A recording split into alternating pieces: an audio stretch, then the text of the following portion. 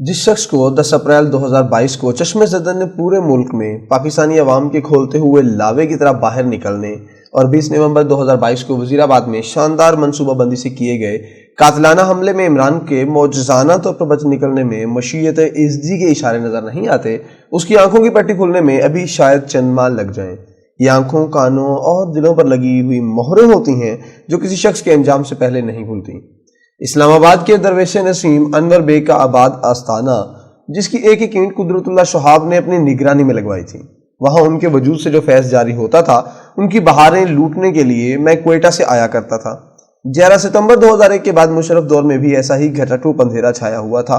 वो जो कभी हंसते मुस्कुराते गलियों में घूमा करते थे, जिनके वजूद से मस्जिदों की महराबें आबाद थीं और जिनकी आखिरी शब के आंसुओं में इस उम्मत मुसलमा का दर्द छुपा हुआ था, अचानक उठाए जा रहे थे, गायब किए जा रहे थे, अमेरिका के हवाले किए जा रहे थे। जो अमेरिका के खिलाफ बोलता वो पहले मुतासब, फिर शिद्दत पसंद और आखिर में दहशतगर्द कहलाता। आम आदमी को इससे कोई दिलचस्पी नहीं थी कि क्या हो रहा है।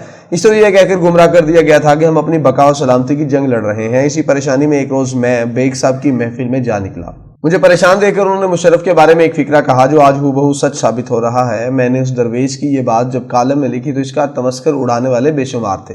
बेग साहब ने फरमाया था, कुछ कश्तियों के नसीब में डूबना नहीं होता, वो मुसलसल तूफान के थपेड़े खाती रहती हैं। कौन है जो आज मुशर्रफ के हाल से वाकिफ नहीं? मुनहसर मरने पे हो जिसकी उम्मीद, नाउमीदी उसकी देखा चाहिए। कैसे हो सकता है कि जिस कौम को इस 75 साल के अरसे में पहले जहाद कश्मीर और फिर गज़वातुल हिंद की लोरियां देकर पाला गया हो, मुद्दतों इसे इस्लाम का कला होने के ख्वाब दिखाए गए हों, इसे एकदम वाशिंगटन के कहने पर उसे उस रास्ते से दूर कर दिया जाए? कौन था जो इस मरंज इस्लाम का कायल नहीं हो गया था? पड़ोस में मुल्ला मोहम्मद उमर के परवाने अमेरिका और इसके इत्तेहादियों के खिलाफ जंग लड़ रहे थे, मगर इनके बारे में पाकिस्तान में कलमा खैर कहना नामुमकिन था। तमाम मजहबी सियासी जमातें MMA के तराजू में इक़्तिदार की कीमत पर तोली जा चुकी थीं। बड़े से बड़ा सियासी आलम-ए-दीन भी टेलीविजन पर नजरें झुकाए कहता था कि हमें तालिबान वाला इस्लाम नहीं चाहिए। यही तालिबान वाला इस्लाम 1995 से पहले मुजाहिदीन वाला इस्लाम हुआ करता था, जिसे अमेरिका समेत दुनिया का हर मुल्क पसंद करता था। वो तमाम अहादीस जो खुरासान से मुताल्लिक हैं, उन्हें खूबसूरत अंदाज से नए मतलब व मानी से सजाया गया था।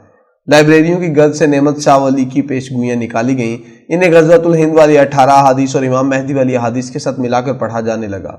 दाश ये दिया जाता था कि हमारे लिए जहाद सिर्फ 2 खितों में जायज़ और हलाल था, एक अफगानिस्तान और दूसरा कश्मीर। बाकी दुनिया के मुसलमान अपना मामला खुद जाने। बोस्निया या फ़लस्तीन के मुसलमानों से हमारा क्या ताल्लुक?